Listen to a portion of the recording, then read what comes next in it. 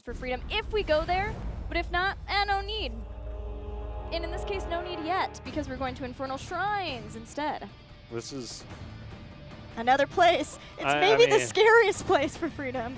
What I've seen Team Freedom do on this battleground is would make a grown man cry. It's tough, right? After watching the Dignitas series earlier, it's like, how do you compare anybody to Dignitas right now? They're just insane. Yeah. But when it comes to rotations, quick rotations, meaningful rotations, and forcing out a lot, Team Freedom does that. And Infernal Shrines is the one map that they've done it the best on. And so for me, if Team Freedom gets the lead like they've had in the first 2 games of this series on this map, it might look even tougher than the first 2 games. They haven't just had wins. They've had dominant, pretty early wins on Towers of Doom and Tomb of the Spider Queen. And Towers, we've seen quite a lot of that. Honestly, we've seen a lot of these Towers games, except for we had one yesterday that went to the extreme long haul, 26 minutes. Generally, they kind of end around that 5th phase. But for Tomb to be that perfect of rotations for Team Freedom, I feel the same. Jay, how this is another potential snowball central battleground for Team Freedom. And what does Team 12 ban? What do they take away? You cannot give up Greymane to Team Freedom. I'll tell you that right now. Is that is the key component to a lot of their rotations when it comes to getting that structure damage in. Giving Greymane up, I would rather have you, as Team 12, take Greymane and let them have Hanzo, which is still a terrifying prospect. But I don't see a world if you're Team 12 where you let Greymane through here. Hanzo's interesting for Team Freedom because it's sort of a different approach to a Lutano hero. We saw Lutano's Genji last game. Yeah, he's gonna get one of those 3 heroes if that's what Team Freedom wants to pick within those that first pick. We've seen some changes, but they're still gonna get Hanzo here. But his Greymane very potent with kills. His Genji just shouldn't be allowed. His Hanzo, though, is a lot more about setup, control, and he still plays a great Hanzo, but as far as like you're looking at his KD ratio, it's the least scary in that regard, though it's still a very good Lutano hero. It's like just trying to figure out which you're willing to deal with. Blaze has picked up an Alexstrasza, so playing more around the battleground. The thing that I worry about is them potentially giving up a Tychus on the back end. Team Freedom, you can use ETZ to approach the towers. You use your abilities, you get the armor. Those towers don't hurt as much. Tychus also, when he has that frontliner there, you can just stand there, auto attack, has pretty good auto attack damage. Not the best sieging, but it does well on the shrine, it does well in their compositions. It's a hero they like to play, and it complements quick rotations. There's just so much about that Tychus pickup. They could easily go a different route, but if I'm Team 12, I'm considering the fact that they're gonna have a double backline that I need to get onto. Blaze, okay, Alexstrasza can complement a dive, but we need more here from Team 12. Do you feel like it's just going to be a Tassadar again, or do you think Freedom is more willing to get Tychus than Tassadar here? I think they would prioritize the Tychus. Okay. Tassadar gives you shrine control. However, on the other side, Alexstrasza is there. Blaze could be used as main tank. We could really light it up and pick Ragnaros on the back end and have that. And if you're Team Freedom, they like to play a well-rounded composition. They never want to truly dominate you in team fights, though we saw that they could. D.Va obviously does well also. But giving that complement of heroes that just does everything well. Yes. Team Freedom, when they're more narrowly focused, I think that's the part where you can try and take advantage of their draft. The Medivh ban for Freedom is sort of an interesting one. Kind of makes me think that they are going to be going for more of that diving in, trying to maybe get the kill on Alexstrasza on Greymane. But the D.Va ban, to be expected. Team Freedom still have some other options here for trying to make sure that they have good shrine control, though. We've seen Nasmus play some Ragnaros here, so maybe that. Yeah, if they wanted to go to make sure and counter shrine control, and give you that front line, give you a solo laner, give Nasmus a hero that I believe he's 100% win rate on currently, just let him have Ragnaros, gives you the shrine, gives you defensive mechanics, perfect. I mean, they end up with the Tassadar, which gives them a lot of shrine control, but the Ragnaros pickup I love the most here. I do too. It's going to make sure that they have something up their sleeve to kind of counter and make sure they're at least keeping up with the Alexstrasza Dragon Queen. And for Team Freedom, if you think about how Ragnaros works, a lot of times when you're using to take the shrines, it actually works extremely well. Freedom obviously are ahead in a lot of the macro game, which means they get to get on the shrine first with their rotations, with the potential talent advantages they'll have. And as Team 12 catches up to that, starts to get onto the point, Freedom have already gotten what they need to move on back, use the Molten Core to safely pick up the shrine and continue their control. It is, and for Team 12, you've got to consider some type of wave clear. Blaze gives you a bit if they go double Warrior. I think they might have been expecting to possibly get Ragnaros. Now you have to look at Malthael, you have to look at Leoric, things like that, unless you want to go into that double melee style, maybe even Arthas. Or if you really want to play Shrine Control, maybe Johanna. I mean, you have a lot of options with the double Warrior setup from Team 12. Sonya. Jaina. All right. Changing it up. Good combo there. Gotta do something. Yeah, good combo there between Sonya and Jaina. Goku Sonya has been really good for him, if I'm remembering. Yeah, averaging 3.3 kills per game on Sonya and his Ragnaros too. Do we get just an Uther here, or do we go back down the Lucio route? Maybe even outside Shauna Rhaegar here. Uther seems like it'd be good to deal with burst damage potentially coming. You can interrupt Sonya's Whirlwind. You can deal with Jaina Burst.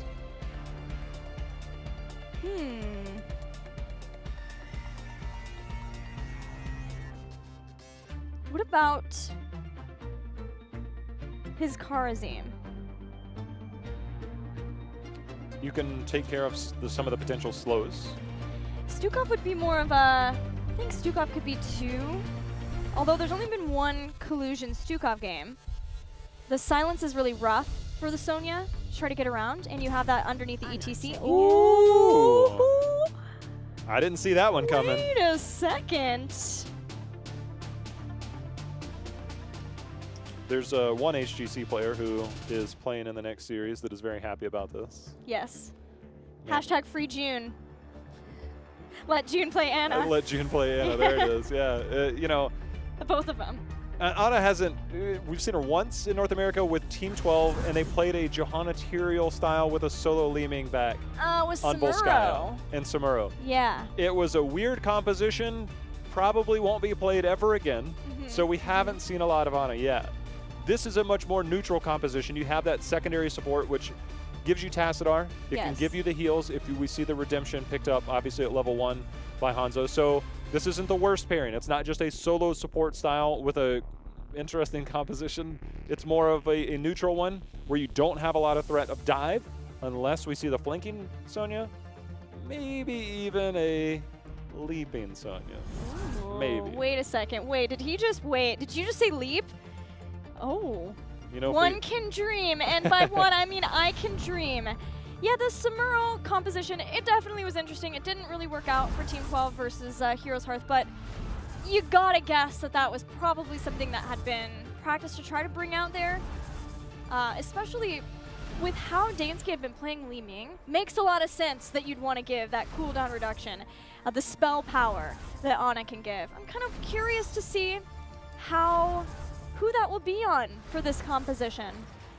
Who will get the nano boost to throw out the most damage. Tassadar. Yeah? No, I don't. So many storms, so little time. I really want to see, Team 12 has not been aggressive early, but Jaina Greymane and any type of stun that you can get out of Blaze will obliterate anybody, especially against a solo Ana composition. I mean, Tassadar might be there, but you can rip through multiple people with this composition. Yeah, and they're ripping through minion waves too. As Team Freedom are going to try to slow that rotation down slightly, but between the Greymane, the Jaina, and the Blaze, they have some awesome wave clear here. Even the Alexstrasza with her Flame Buffet, they're going to be able to do a lot. Now, Nasmus had the assistance of Tassadar up toward the top. They're going to try to converge down into the mid as Team 12 are going to be there with a 5v4 for Team Freedom. See if maybe they can get any damage done, force someone back. But for now, it's all about just trying to slow this down from Team 12. This is twice that they've done that, where they have the heavy priority, and we saw it on Towers of Doom when they were winning that really strong in the top lane. They ended up going through Goku. This is a 1v1 matchup there, fun one. But they'll rotate, and then they'll collapse in that mid lane. Again, I think this is a newer strategy for Team Freedom we see today. The thing is, Team 12 are keeping, or Goku's keeping Nasmus away from these minions, and he's having a slower time trying to stack up that Sulfurous Hungers, pushing him all the way back toward the gate. And with those minions are really low. That's prime stacking central. So this is nicely done by Goku. He himself plays a fair amount of Ragnaros, who knows what he needs to do. That's, again, that was what we talked about yesterday, where Wubby was first showcasing that on Infernal Shrines. That's the first time we saw it during competitive play on stream, was when he was just saying, Ragnaros, come on under these towers, buddy. Come on, get your Q stacks, and you can't. You cannot dive that far under there. So Sonya keeping that there, and you can see on the mini-map, disrupting the rotations. I love this. Goku, these are the smaller things that we see more out of the more solo-centric style players. And as we talk about the Ana, there's something really important to consider, and that is, we see Alexstrasza. She's building back into the Circle of Life, getting the regen globes, eventually getting the increased healing from Abundance and the regen globes that it can provide too. And Biotic Grenade should be able to stop a lot of that. It's going to be tough. I mean, just throw the grenade. I mean, you've got a big target. Exactly. Know exactly where to throw it. And you know it's 3 seconds.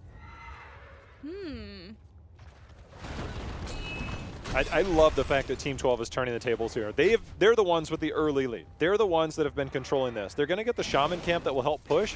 However, Buds, oh, that is super unfortunate. Super unfortunate. Freedom has some awesome synergy going on with this team today. Power slide, the slows there from Yoda too, and the damage to finish off Buds. And again, for Team Freedom, these picks are always very calculated in the timing of when to get them, always right before an objective phase that gives them just a little bit of a lead that's necessary. And Molten Core hasn't been used yet, so it's entirely possible that if they get the right kind of lead, they bring down Ragnaros. He was slowed down by the camp, and that's giving some time. Team 12 still in this. They're going to have Buds back to be able to get onto the point. We've also got the Dragon that could come out, and that's another big point. There's a good Biotic Grenade as you had calculated, and there we go. There's the stun, the Blizzard follow-up. It's a big part of what they want to do. I think Team 12 has got this. Ragnaros has been splitting off. Goku, you can see him at the top of the screen, peeling off to go deal with that top lane. This is a crucial moment for Team 12 to say that they've captured the early game here, Gilly. Yeah, it was well done from Team 12, still to rotate everyone else down to the shrine, knowing that with that lower respawn timer, Buds is going to be back in time with the Dragon Queen. On the minimap, you can actually see all of Team Freedom is rotating up. They're trying to neutralize this. If they get the pick on Goku, they're not able to get out. If they get the pick on Goku, then they can instantly push in that lane and win out there. But Team 12, not getting that, Gilly. Team 12 is massacring this bottom lane. Yeah, they went past. They just went past. That keeps the Punisher very healthy. Now, the Molten Core is going to be forced in defense, not at the fort, but instead at the keep. The wall is going down so fast. That fort hasn't even been touched yet from Team Freedom, and Team 12 using this Punisher not only get a fort wall, a fort, they'll take the keep towers too before Team Freedom responds. Oh, that is, okay.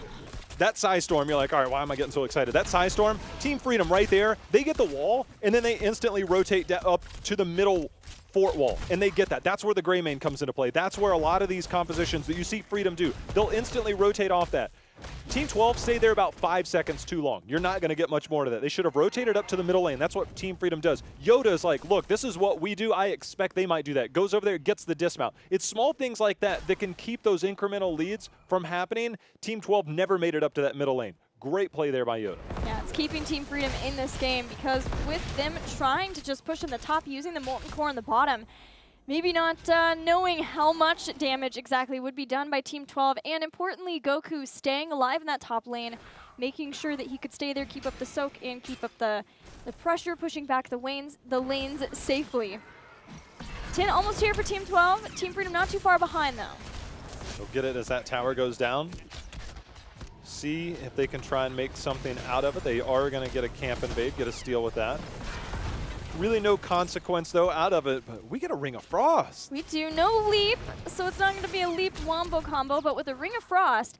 And Ana's positioning has got to be very careful now, because if you get Jaina up in front, especially once she has the improved ice block, trying to drop down that Ring of Frost, if Ana gets caught, you've got to go for the throat. You're going to have potentially Mystical Spear later on to make sure that Sonya can get in the backline. There's a lot of dive capabilities to get on the Ana, just as we were thinking maybe that there would be some diving on happening on the other side, trying to get onto that Alexstrasza.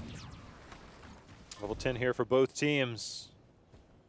Goku he's like, look, I'm not willing to commit walking out of here. Lutano shows up. You never know who's around the corner. He plays it safe, and this is what you should do. Everybody is just like, I better go out and kill these minions, and when you do, that's when you die. Are we getting a mosh pit, by the way? Sort of seems like it. At least there's some discussion being had about this. There's not a lot of interrupts. There's not. I mean, the one thing that mosh pit does is it makes you a prime target to get blasted by Jaina, so you have to be a little bit careful.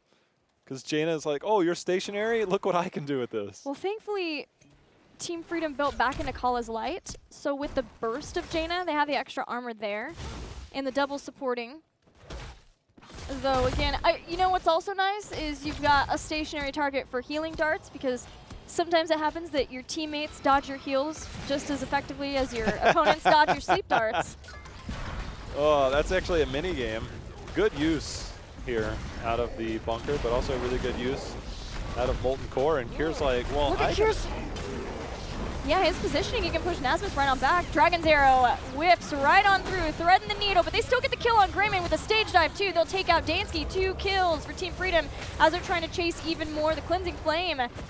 Zuckrook's keeping up with this. She drops down off to the side. Justing and Bud seem to be in the clear as Team Freedom get back into this game with a couple of kills. There's a certain point where you fully commit, and then there's a certain point where you have to get out. They kind of missed the mark on both of those, and they ended up losing 2 people, did not get the keep.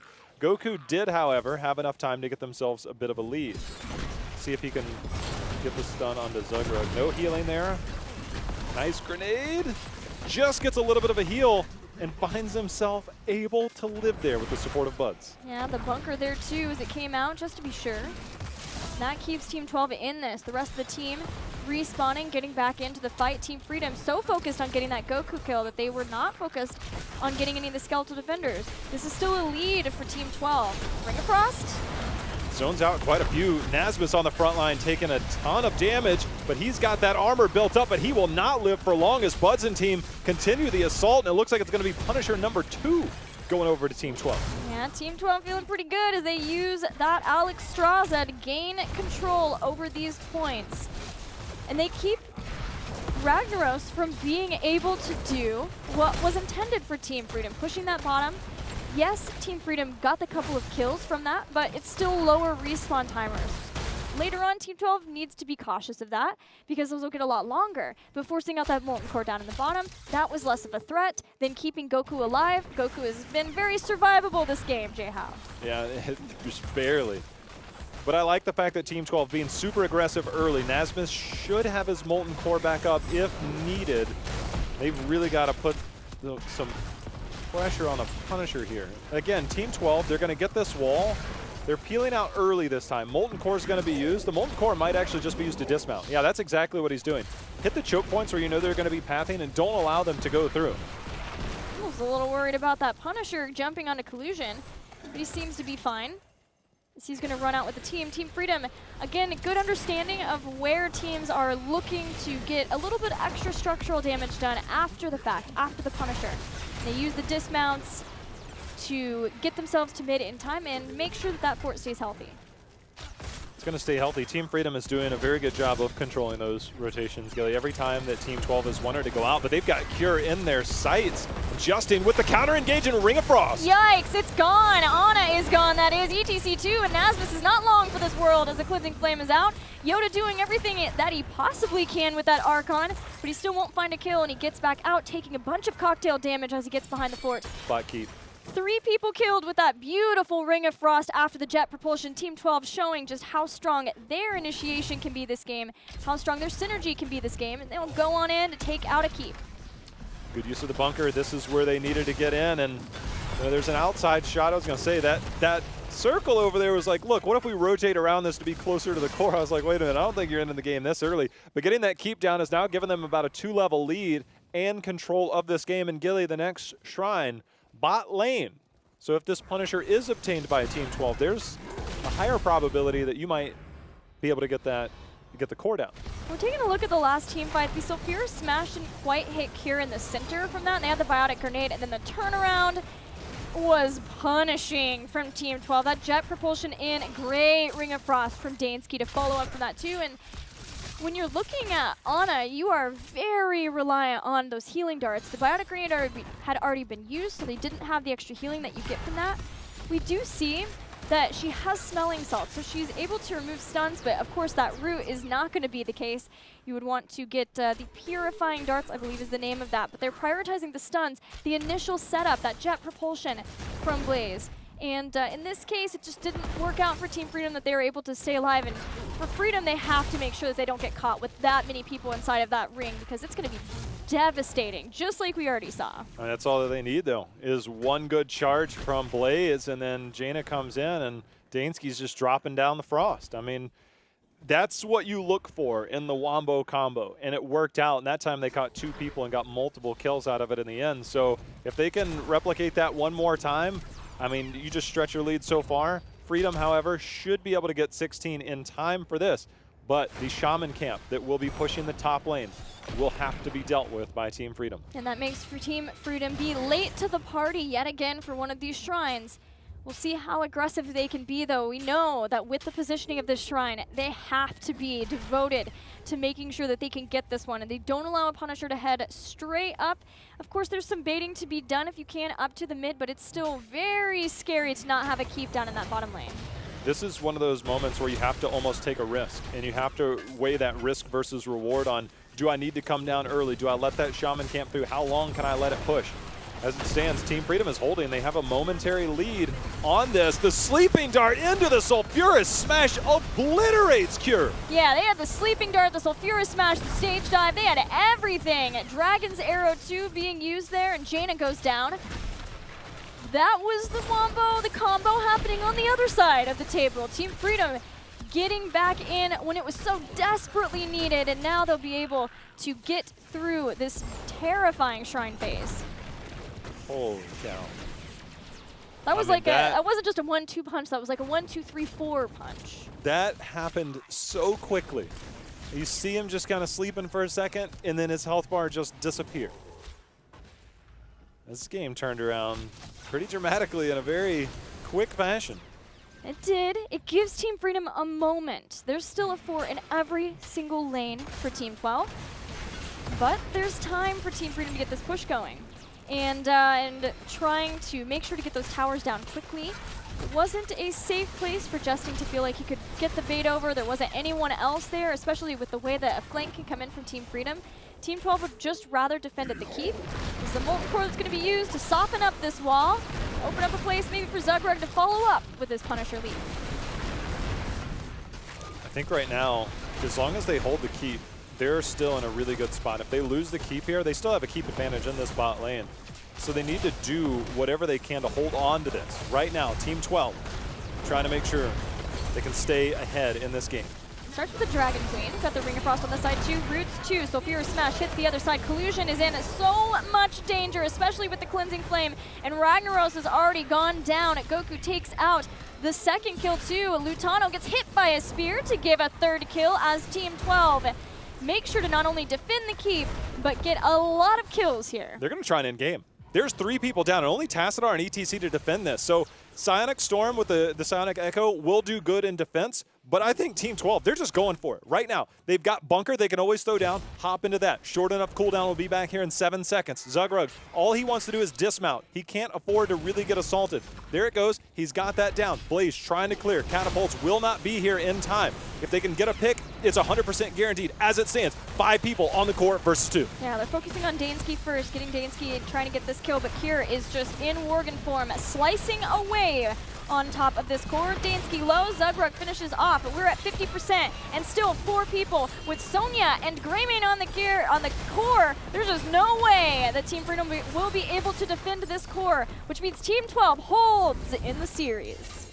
They turned their draft around, went with something far more aggressive. They were able to get the kills that they needed and get themselves a point here in this matchup, and I think that's exactly what they needed, Gilly. There was just no aggression, no pushback at all from Team 12 in our first 2 games. This one, they brought it to them, 7 kills to 7 in the end, but it definitely looked and felt a lot different for Team 12. Yeah, and very coordinated draft with what felt like a lot of comfortable heroes for the team and practice synergies. And one thing that we know and love about Team 12 is those practiced synergies. Things like the Medivh Diablo, right? Many other things that we've seen. Garrosh and the different supports that went along with that. And so here, seeing the jet propulsion with the Ring of Frost, that was very practiced and worked extremely well, and then had the Dragon Queen as a means of making sure that they had control over the shrines. They did have a lot of control over the shrines, and they got Ragnaros to use Molten Core at that bottom part when they were defending the keep. Exactly. They ended up biting off a little bit more than they could chew, but it wasn't up there to defend the top one. And so those moments right there that they created worked out, and I just want to compliment Goku on that. Controlling that solo lane and doing what he was doing against Ragnaros. The rotation of a Genji rotating versus a Tassadar rotating were very different, I think, when we looked at that top lane. And so the way that he played that controlled a lot. They went to try and get a gank on that, gave up that push at the bottom. And things like that just really played out. And that's where having that strong solo laner with that strong presence of mind can really give you that added bonus in a team. And Goku did that game. Yeah, and there was a lot of focus on trying to get Goku kills, even with the like fort rush that ended up just working out so much better for Team 12 because they had gotten the Punisher. Team Freedom were just trying to even out the damage on the forts and use Molten Core at the keep. They felt, okay, we won't get too much, they won't get too much more from this, but Goku not only didn't die, but he was able to slow things down a lot. He didn't die the entire game. So it's cool to see him. He hasn't played Sonya, I think, since maybe week 2, and then be able to flex back onto the Sonya easily and show just how strong he can be on that hero. I like it. That's why I like my solo laners so much. Give me some Goku, give me some Wubby, give me some Nasmus in this game. You got great solo laners all around, but definitely Team 12 looked a lot better, a lot stronger that one. So I think they need to continue with that style of draft. I like the Greymane pickup, denying it from what Team Freedom likes to do. I think they still got a few things to work on in their macro game, but Team Freedom also recognized those, using the Molten Core to disrupt the rotations potentially to the middle. Yoda coming down, dropping a Side Storm to dismount to interrupt the rotations. Team Freedom has a very good sense of mind, and when it comes to rotations in the macro play, to try and keep a lot of that. Team 12, they're a little bit quicker, a couple steps ahead, maybe get a bit more of a lead earlier, but that looked good nonetheless. A crucial victory for Team 12. And let's see where we continue for Game 4. It happens to be Volskaya Foundry, which is chosen by